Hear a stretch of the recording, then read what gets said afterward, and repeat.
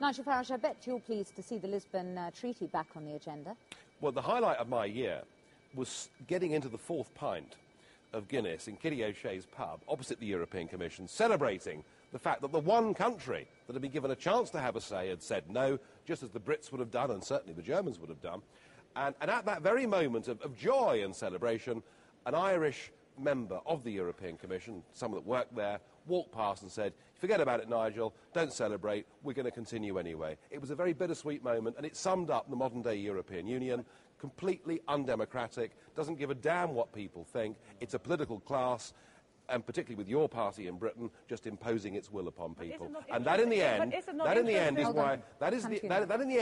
is why this European Union won't work. You cannot build a new country called Europe without the consent of the peoples, and you haven't got the guts to ask them. There's a real risk, isn't there, that with a second referendum in Ireland, this is going to backfire, and there are going to be a large number of people who are going to say, you know, this is a disrespectful attitude towards the people's vote. No matter how many ways in which people try and explain this is a different text or whatever, isn't it? Don't you think, Michael, but it depends. It's a high-risk strategy for the EU? To be honest, I think we do ourselves no favours by going on and on about treaties.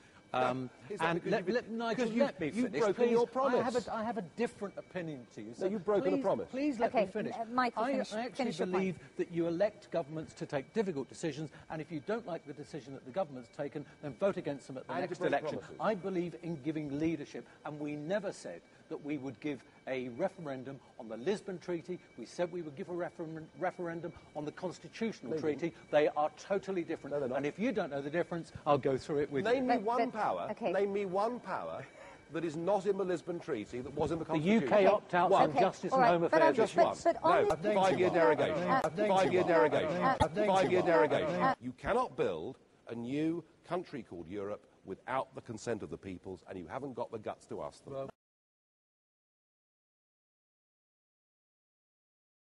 To find out more about who we are and what we stand for, go to the UK Independence Party website at www.ukip.org.